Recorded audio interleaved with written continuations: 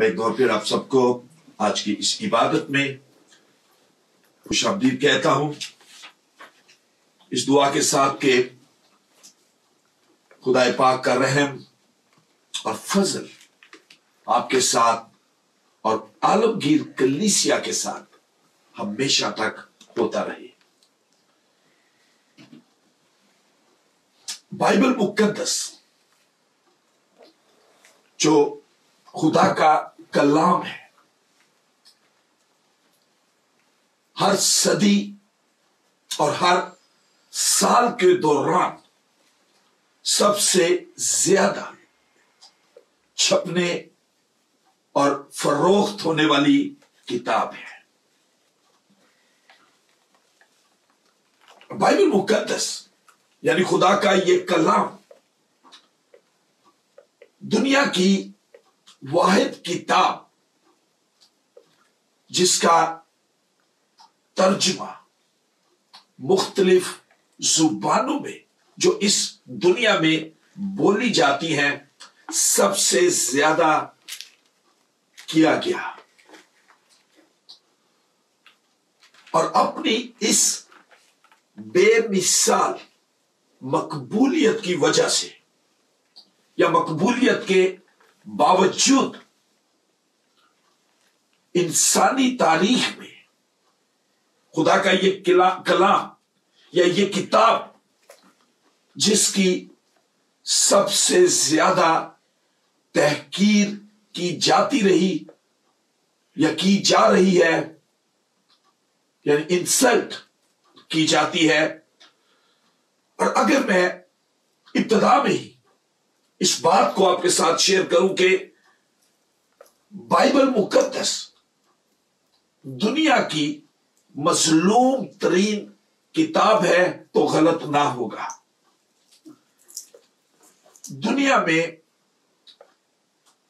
سب سے زیادہ بائبل مقدس کو جلایا گیا، اس کی کاپیاں پھاڑی گئی، لیکن ان تمام مظالم کے باوجود خدا کا یہ کلام، یہ مقدس کتاب آج بھی قائم اور دائم ہے۔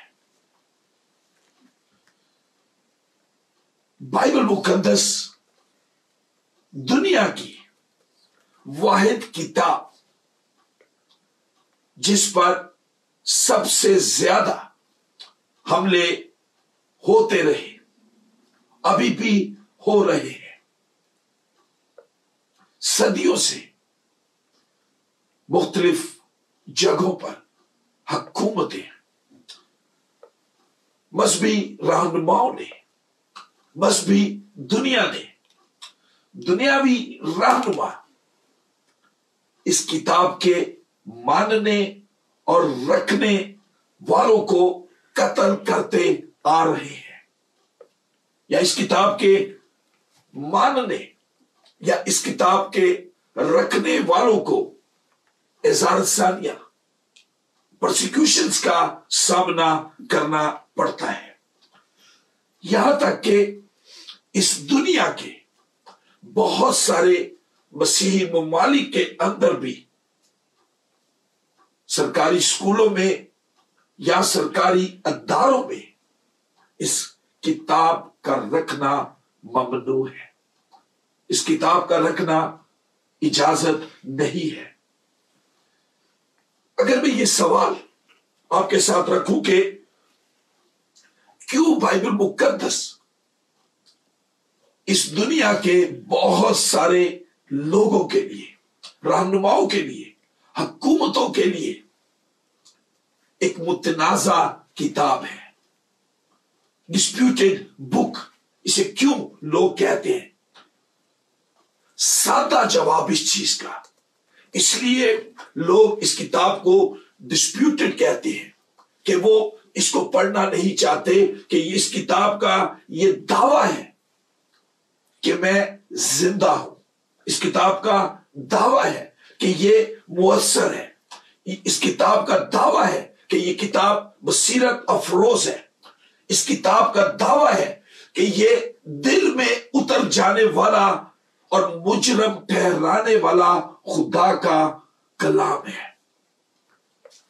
अगर हम इब्तिदा में ये खूबसूरत हवाला मैं आपके साथ शेयर करूं, epistle to Hebrew chapter 4 verse 12 के अंदर जाएं, इब्रानियों के नाम लिखा गया पौलुस रसूल का खत, उसका 4वां बाब और उसकी 12वीं आयत, हिब्रू चैप्टर 4 वर्स 12 के अंदर लिखा है, क्योंकि खुदा का कलाम जिंदा और मुअस्सर और हर एक दोधारी तलवार से ज्यादा तेज है और जान और रूह और बंद और गूदे को जुदा करके गुजर जाता है और दिल के ख्यालों और इरादों को जांचता है।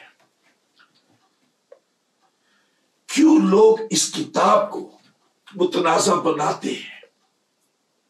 इसलिए कि वो उनके लिए ये एक सख्त कलाम है, लेकिन वो इस पर ईमान नहीं रखना चाहते। जानते हैं कि ये कलाम जिंदगी बख्शता है, जानते हैं कि खुदा का ये कलाम जिंदगी की रोशनी है।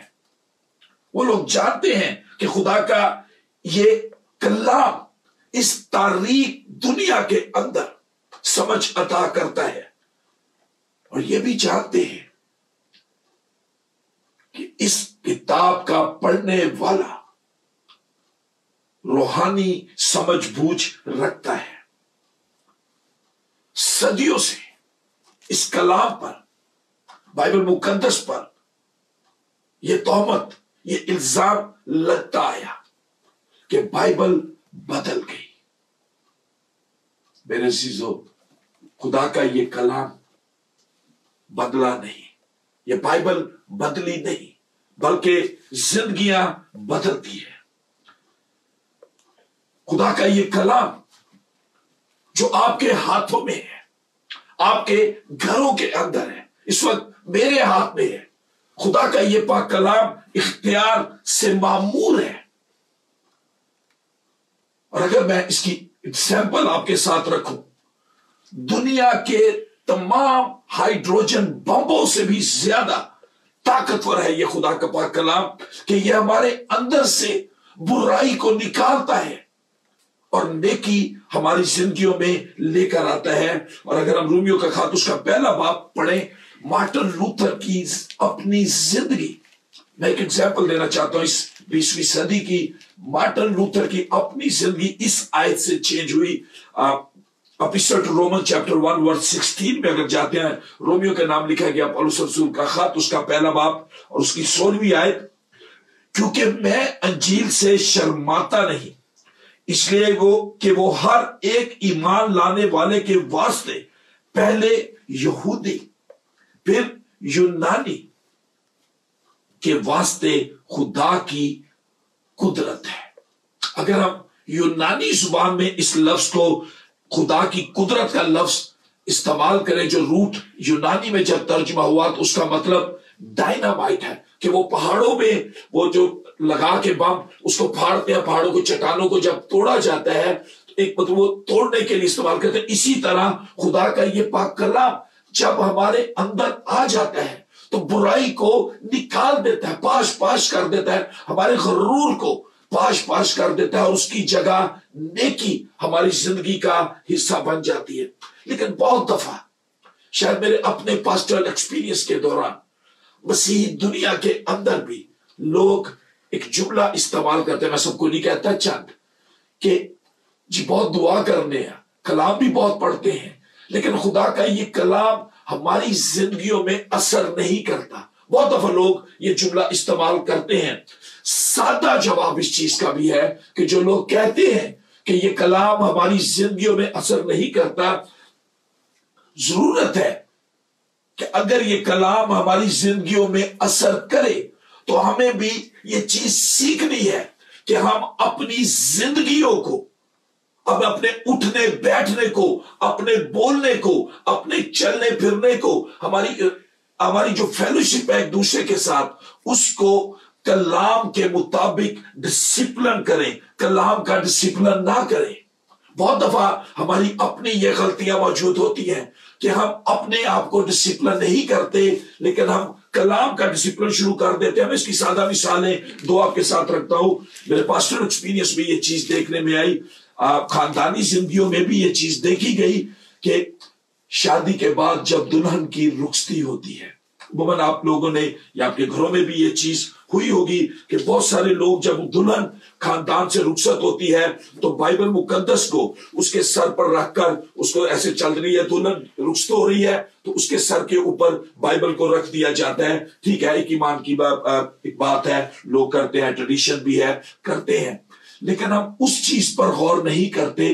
اور یہ میرے پاسٹر ایکسپیرینس میں یہ چیز رہی کہ بہت دفعہ یہ چیز ہوئی کہ جب بارات آتی ہے، ہمارے پاس بہت ٹائم ہوتا ہے۔ یہ بہت دفعہ میں یہ مثال یوز کرتا ہوں، اور میں پھر وداؤٹ اینی جھجک میں یہ ضرور کہنا چاہوں گا کہ جب نکاح کی رسم آتی ہے اور اس وقت وہ لوگ جو خاندان کے بڑے ہوتے ہیں، جن کی ذمہ داری ہے، جنہوں نے لڑکی اور لڑکے کو اس پاک عہد میں خدا کے خادم کے ساتھ خدا کی حضوری کو محسوس کرتے ہوئے باندھنا ہوتا ہے، خادم پہ پاسٹر پہ سب سے زیادہ پریشر یہی ہوتا ہے، پادری صاحب 2 منٹ والا نکاح کرو، ٹائم کو نہیں جو ساڑھے کو، مطلب اس طرح کی چیز کہ وہ جو ایک مقدس فریضہ ہے ہم نے بائبل کے لیے، جو جہاں پہ دلہا اور دلہن کے ہاتھ بائبل مقدس پہ خدا کے کلام پہ رکھ کے کرنا ہوتا ہے، وہاں ہمارے پاس وقت نہیں ہوتا، ہم وہ امپورٹنس خدا کے کلام کو نہیں دیتے، اسی لیے خدا کا کلام ہماری زندگیوں میں کام نہیں کرتا۔ پھر دوسرا ایکسپیرینس ہوا کہ بہت دفعہ گھر کا کوئی شخص بیمار ہے، گھر کے اندر ہے، ہاسپٹل کے اندر ہے، ہمارے عزیز کوشش کرتے ہیں کہ اس عزیز کے پاس بائبل رکھ دی جاتی ہے۔ بہت دفعہ تو میں نے جنازوں میں دیکھا ہے کہ جنازے کے ٹائم پہ بیڈ کے اوپر لوگ بائبل مقدس کو رکھ دیتے ہیں۔ اتفاق ہوا مجھے اپنے ایکسپیرینس، پاسٹر ایکسپیرینس کے دوران ہاسپٹلز میں جانے کا، بائبل مقدس میں نے مریض کے پاس دیکھی۔ میں ایک ایگزامپل دیتا ہوں نام لیے بغیر، تو میں بڑا خوش ہوا، میں نے کہا جی آج تو بہت بڑی اچھی بات ہے کہ آپ نے تو اپنے ساتھ بائبل بھی رکھی ہے۔ تو پہلا جواب کیا تھا، کتنے جی بائبل کتنے؟ میں کہا یہ پڑھی، میں نہیں پتا گھر دیا نے رکھ دیتی ہونی ہے۔ دوسرا سیکشن اگر میں لے سکوں کہ میں بات کی، میں نے کسی سے کہا کہ وہ بائبل پڑھی ہے تو آج آپ نے کیا پڑھا؟ کہتا نہیں یہ پڑھا تو کچھ نہیں، ویسی رکھی، ذرا بدرواں شروانی کو لا دیا۔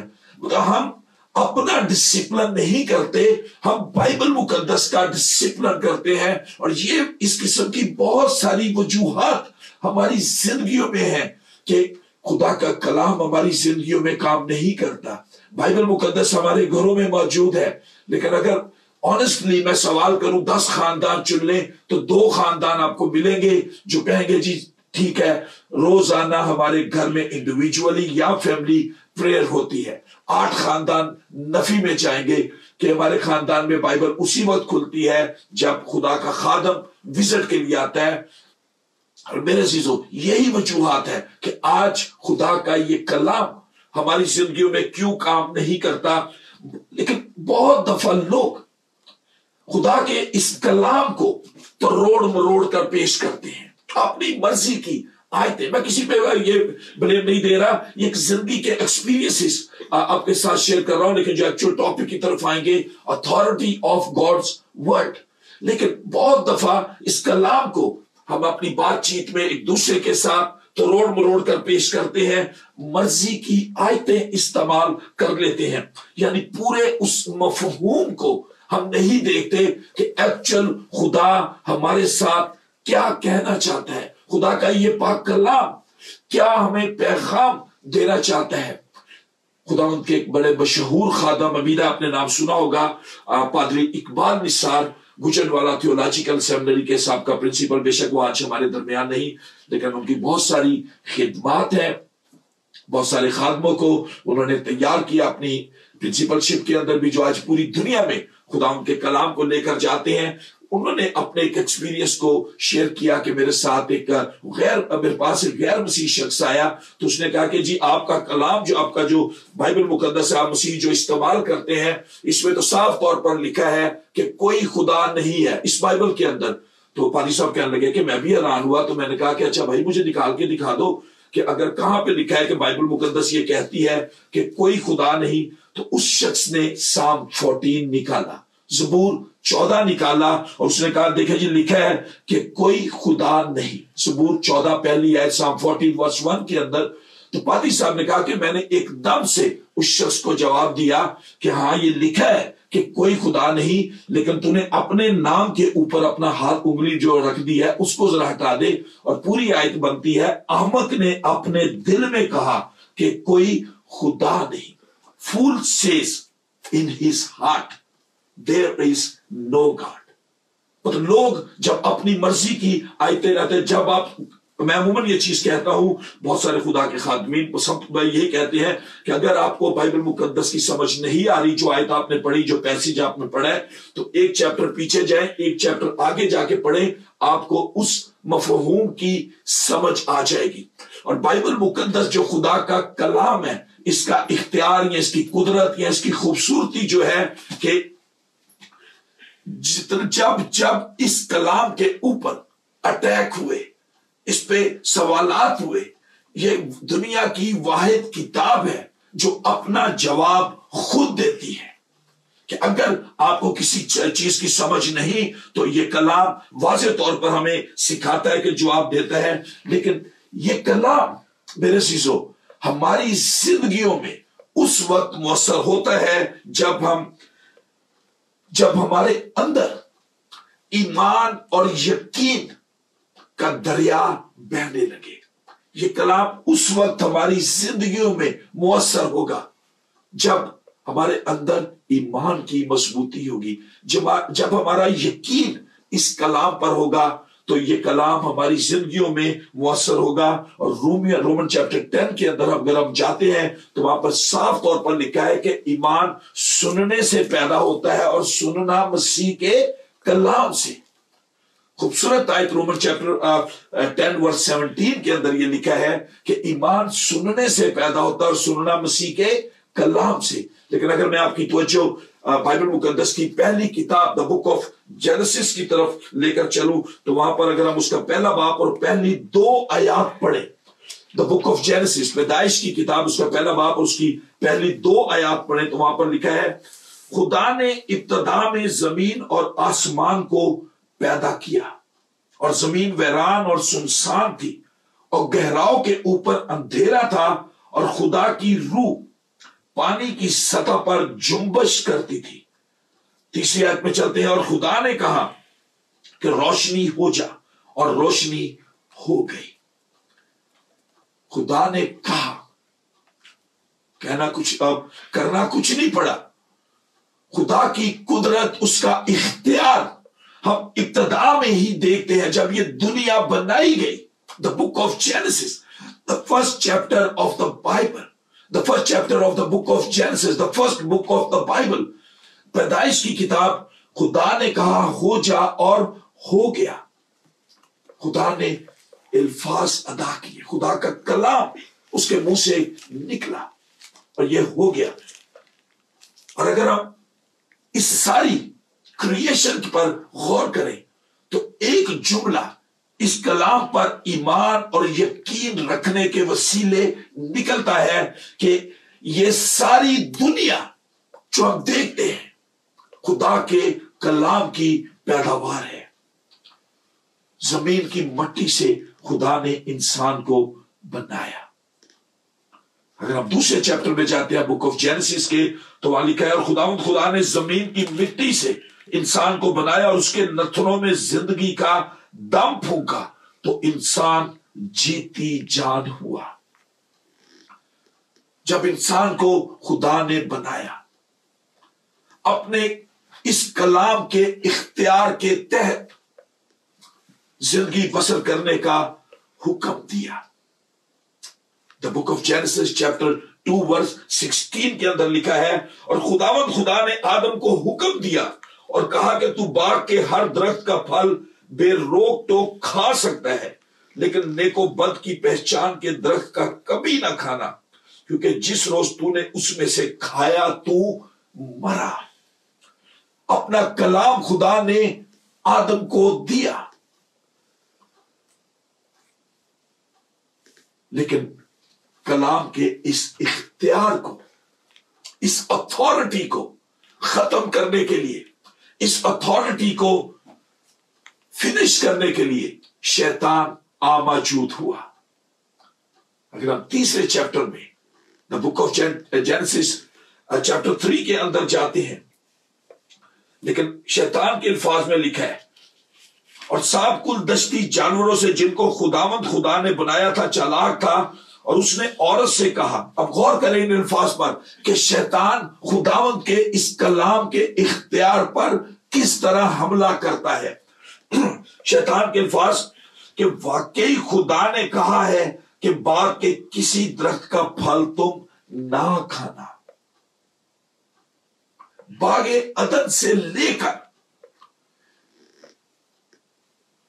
آج تک خدا کے کلام پر سخت حملے ہوتے ہو رہے ہیں.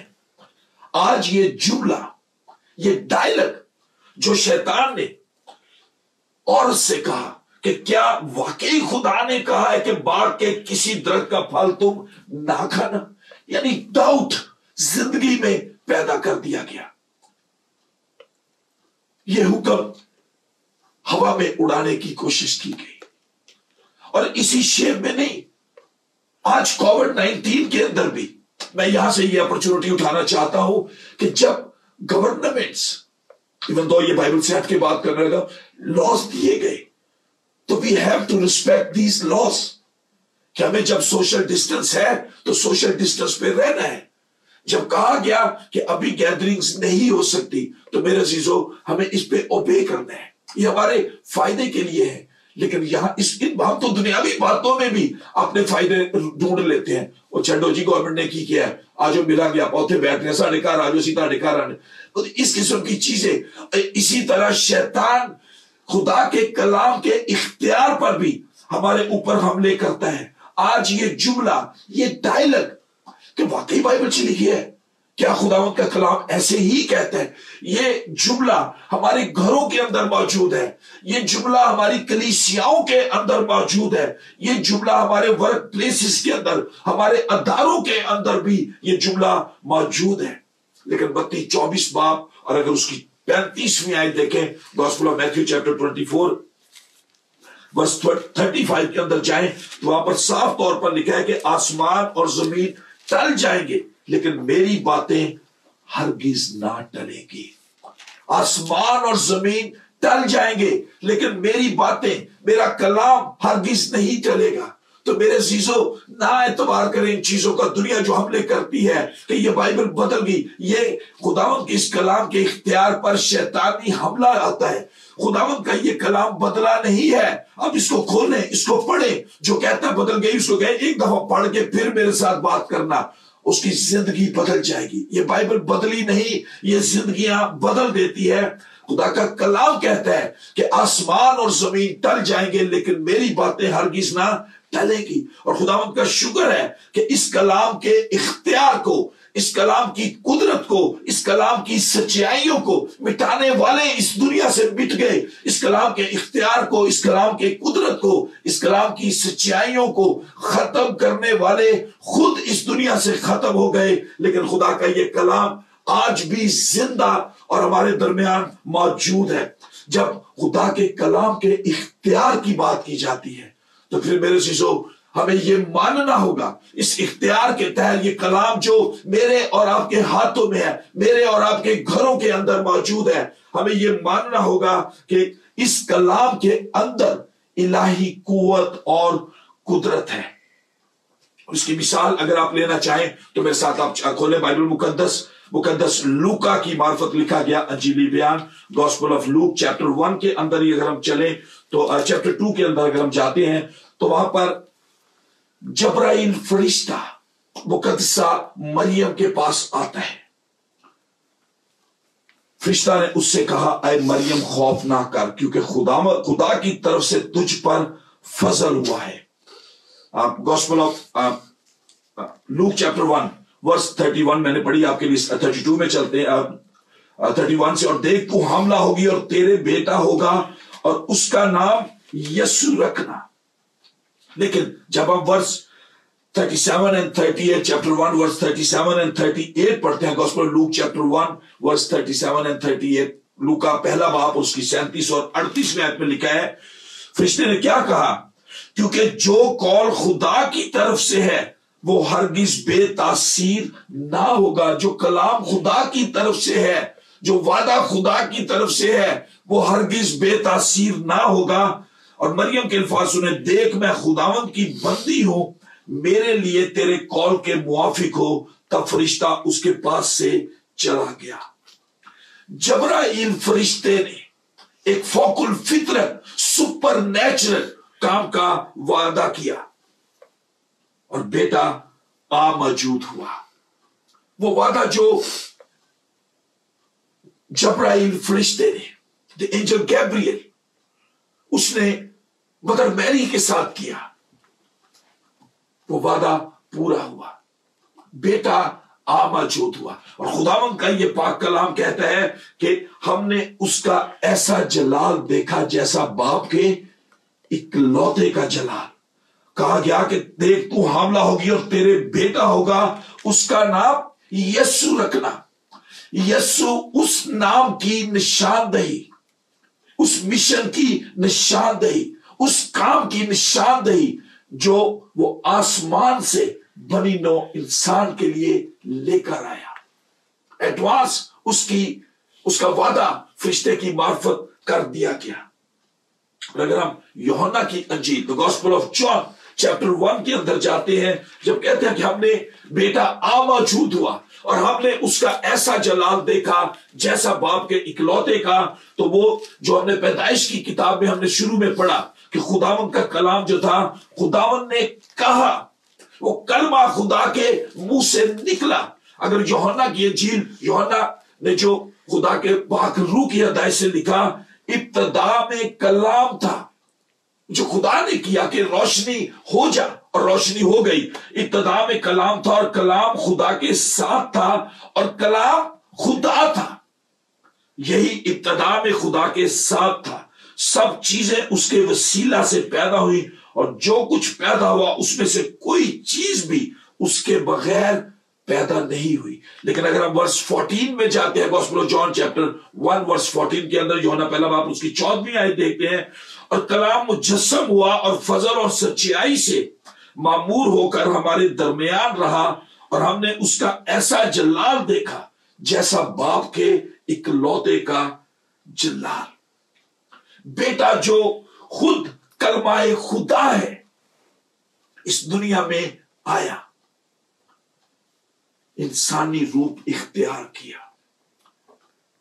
बेटे ने मेरे और आपके लिए इंसानी रूप इख्तियार किया, और जब उसने इंसानी रूप इख्तियार किया तो उस बेटे ने क्या किया? उसने कलाम की कुव्वत और इस कलाम के इख्तियार को यकजा कर दिया। सादा मिसाल, खुदावंद यीशु मसीह अपने शागिर्दों के साथ कश्ती के अंदर है, तूफान आ जाता है, उसके शागिर्द घबरा गए, उस्ताद हम हलाक हुए जाते हैं। और इस कलमाए खुदा ने क्या किया? खड़े होकर हवा और पानी को डांटा और वो थम गए। शागिर्द इंसानी सोच कि ये कौन है कि हवा और पानी भी इसका हुक्म मानते हैं। वो कलमाए खुदा है जिसका हुक्म मानना चाहता है। इस कलमाए खुदा ने जब इंसानी रूप इख्तियार किया तो जहां इस कलाम की कुव्वत और कुदरत को यकजा किया, जब 5 रोटियां और 2 मछलियों पर बरकत दी, तकरीबन 5000 लोगों ने खाना खाया, 12 टोकरे बच भी गए। ये उसकी कुव्वत, ये उसका इख्तियार है। जब इस कलमाए खुदा ने कलाम की कुव्वत और इख्तियार को एक कर दिया, तो मरकज की अंजील में जब हम जाते हैं, गॉस्पेल ऑफ मार्क के अंदर जाते हैं, चैप्टर 2 वर्स 9 के अंदर जाते हैं, तो वहां लिखा है, हम एक मफलूज की, पैरालाइज पर्सन के बारे में पढ़ते हैं। उसके बारे में क्या किया? जब कलाम का इख्तियार और कुदरत यीशु ने एक जगह पे रखा, मफलूस आसान क्या है? मफलूस से ये कहना कि तेरे गुनाह मुआफ हुए, या ये कहना कि उठ और अपनी चारपाई उठाकर चल फिर। गुनाह मुआफ करने से उसका इख्तियार जाहिर होता है कि उसको हमारे गुनाहों पर भी इख्तियार है, कि वो हमारे गुनाहों के मुआफ करने और हमें सारी नाराजगी से पाक करने में सच्चा और आदिल है। और यही चीज हम गॉस्पेल ऑफ मार्क के अंदर पढ़ते हैं। खुदावंद यीशु मसीह ने क्या उस मफलूस को कहा कि तेरे गुनाह मुआफ हुए, कि जो तेरी गलतियां, जो तेरे गुनाह, जो तेरी खताएं तुझसे सरजद हुई, आज तू मेरे पास आ गया है, तू मुझ पर ईमान ले आया है, तुझे मेरे पे यकीन है, तुझे मेरे पे भरोसा है, तो जा तेरे गुनाह भी मुआफ हुए, शिफा भी मिल गई, गुनाह भी मुआफ हो गए। मेरे चीजों जरूरत है, जब हम ये कहते हैं कि गुनाह मुआफ करने से उसका इख्तियार जाहिर होता है, तो फिर ये भी याद रखें जिस्मानी शिफा से उसकी कुदरत जाहिर होती है। जरूरत इस बात की है कि जब ये कुदरत और इख्तियार वाला कलाम हमें दिया जाता है, जब ये कलाम आज हमारे घरों के अंदर मौजूद है, अब में से बहुत सारे होंगे जिनके हाथों में ये कलाम मौजूद है,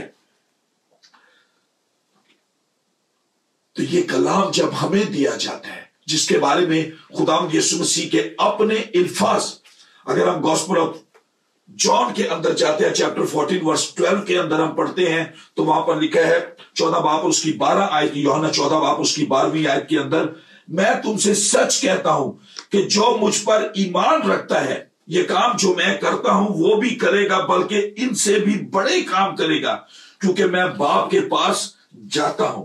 लेकिन जब हम 17 बाप और उसकी 8वीं आयत देखते हैं, gospel of John chapter 17 verse 8 के अंदर जाते हैं, तो वहां पर एक और खूबसूरत चीज देखते हैं, खुदावंद यीशु मसीह के अपने अल्फाज, क्योंकि जो कलाम तूने मुझे पहुंचाया मैंने उनको पहुंचा दिया, और उन्होंने उसको कबूल किया और सच जान लिया कि मैं तेरी तरफ से निकला हूं।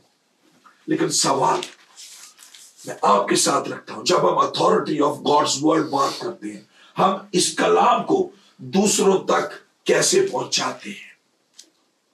शायद वो हमारे घर के लोग हो, शायद वो हमारे अजीजों कारब हो, शायद हमारे कलीसियाई दोस्त हो, शायद हमारे वर्क प्लेसेस पर लोग हो, लेकिन I am not sure to से कि बहुत सारे लोग आज इस दुनिया में खुदावंद यीशु मसीह को, इस कलमाए खुदा को सिर्फ एक MBBS डॉक्टर बनाकर पेश करते हैं। बहुत सारे लोग इस यीशु को एक फाइनेंस कंपनी का डायरेक्टर बनाकर पेश करते हैं कि इतना लाओ, इतना तुम्हें दिया जाएगा, ये करो। वो अलग टॉपिक है टाइप की जब हम बात करते हैं, लेकिन बात के रुपए पैसे वाला यीशु हमने समझ लिया। हम उस बात को नहीं देखते कि उसको हमारे गुनाह मुआफ करने का भी इख्तियार है। खुदावंद यीशु मसीह के अल्फाज याद रखें कि आदमी सिर्फ रोटी ही से जीता ना रहेगा। खुदावंद यीशु मसीह ने, इस कलमाए खुदा ने, जब उसकी आजमाइश हुई, गॉस्पेल ऑफ मैथ्यू चैप्टर 4 के अंदर पढ़ते हैं, शैतान उसके पास आता है आजमाने के लिए कि उसको उस राह से हटा दे, उस इख्तियार को जो आसमान से लेकर आया वो खत्म कर दे।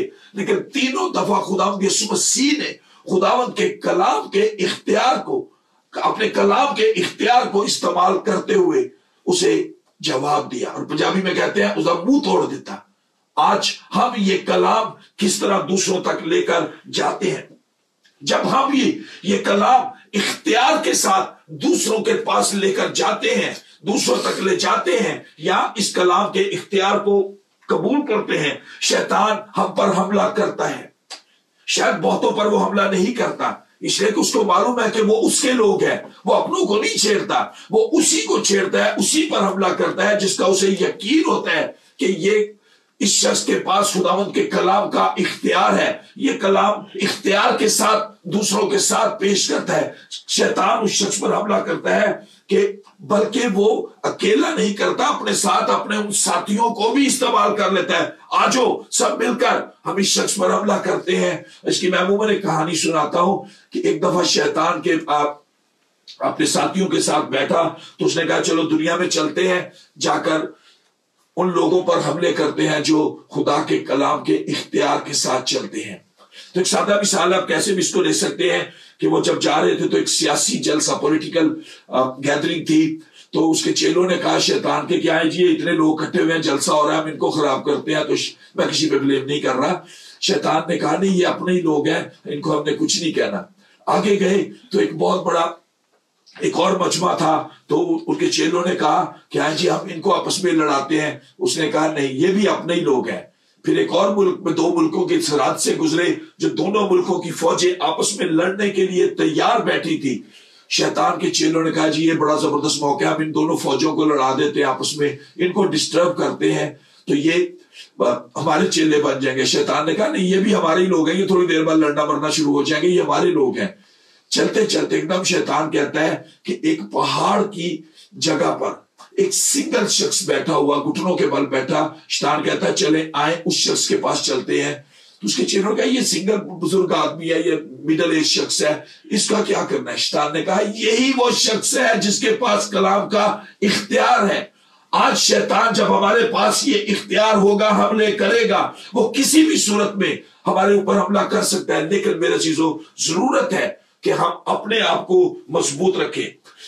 کئی دفعہ جب کسی کے ساتھ ہماری لڑائی ہوتی ہے، مقابلہ ہوتا ہے، 2 ہی طریقے ہوتے ہیں، یا بھاگ جاؤ یا اس کا مقابلہ کرو۔ اس کے علاوہ تیسرا طریقہ ہی نہیں ہے، کہ سرنڈر کی تو بات ہی نہیں ہے کہ یا بھاگ جاؤ یا اس کا مقابلہ کرو۔ لیکن خداوند کا کلام یہی کہتا ہے، خدا کا کلام ہمیں اختیار دیتا ہے کہ ہمیں شیطان کا مقابلہ کرنا ہے۔ خوبصورت گیت بھی ہم گاتے ہیں، شیطان کا مقابلہ کرو وہ تم سے بھاگ جائے گا۔ لیکن اگر ہم لوکا کی انجیل اس کا 10واں باب پڑھتے ہیں، گوسپل آف لوک چیپٹر 10 کو جب پڑھتے ہیں تو اس کی 19 ورس میں بڑی خوبصورت ایک چیز لکھی ہے۔ خداوند یسوع مسیح کے اپنے الفاظ، gospel of Luke chapter 10 verse 19، لوکا 10 باب اور اس کی 19ویں آیت میں، دیکھو میں نے تم کو اختیار دیا ہے، اتھارٹی خدا نے ہمیں بھی دی ہے۔ دیکھو میں نے تم کو اختیار دیا ہے کہ سانپوں اور بچھوؤں کو کچلو اور دشمن کی ساری قدرت پر غالب آؤ، اور تم کو ہرگز کسی چیز سے ضرر نہ پہنچے گا۔ آج میرے عزیزوں، اچھا لگتا ہے جب ہم پڑھتے ہیں، سنتے ہیں خدا کے کلام کو۔ اس اختیار کی جب بات آتی ہے، انسانی نیچر ہے، ہر کوئی اختیار رکھنا چاہتا ہے، ہر کوئی اتھارٹی چاہتا ہے کہ کاش میرے پاس بھی خدا ان کا یہ کلام آ جائے۔ لیکن اعمال کی کتاب میں ہم اس شخص کا ذکر نہ سنیں جس نے شاگردوں کے پاس آ کر کہا تھا کہ روپیہ پیسہ لے لو، مجھے بھی یہ روح القدس دے دو، میں بھی جا کے اسی کام کو کروں۔ خدا کا پاک روح روپے پیسے سے بانٹا نہیں جاتا۔ میرے چیزوں، یہ اختیار اسی کو ملتا ہے جو اس اختیار کا یقین کرتا ہے، یہ اختیار اسی کو ملتا ہے جو اس قدرت پر ایمان رکھتا ہے۔ آج ہمیں ضرورت ہے کہ جب ہم خدا کے کلام کو اختیار سے قبول کرتے ہیں تو پھر ہمیں اپنی سوچ کو بھی تبدیل کرنے کی ضرورت ہے۔ ہمیں ایسی سوچ اپنے لیے چاہیے جو ہمیں ان باتوں کو سمجھا سکے کہ خدا کے کلام میں قوت ہے، خدا کے کلام میں اختیار ہے، جیسا بائبل مقدس میں لکھا ہے۔ خدا کا کلام، ہمیں اس سوچ کو لینے کی ضرورت ہے کہ خدا کا کلام تمام حالات پر اختیار رکھتا ہے۔ ہم کیسی بھی سچویشن سے ہوں، ہمارے کیسے بھی حالات ہوں، کیسے بھی ہمارے سرکمسٹانسز ہوں، خدا کا کلام ہر چیز پر، تمام حالات پر اختیار رکھتا ہے۔ اور جب ہم اپنی سوچ کو بدلتے ہیں تو پھر یہ بھی سیکھتے ہیں کہ خدا کے کلام کو ہمیں اس طرح ماننا ہے، خدا کے اس پاک کلام کو اسی طرح اس کا یقین کرنا ہے گویا خدا ہمارے سامنے کھڑا ہمیں حکم دے رہا ہے کہ ہمیں اس کلام کے مطابق اپنی زندگیوں کو گزارنا ہے۔ اور ضرورت ہے کہ as a Christian, as a follower of Christ, as a member of God's family, کہ ہم بغیر کسی شک کے، بغیر کسی ڈاؤٹ کے خدا کے کلام کے اختیار کو قبول کرتے ہوئے قبول کرتے ہیں تو ہم اس کی قدرت کو، اس کی طاقت کو، اس کے اختیار کو دیکھتے ہیں اپنی انفرادی زندگی کے اندر، اپنی خاندانی زندگی کے اندر اور اپنی کلیسیائی زندگی کے اندر۔ خدا آپ سب کو برکت دے۔ آئیں دعا میں اپنے سروں کو جھکائیں۔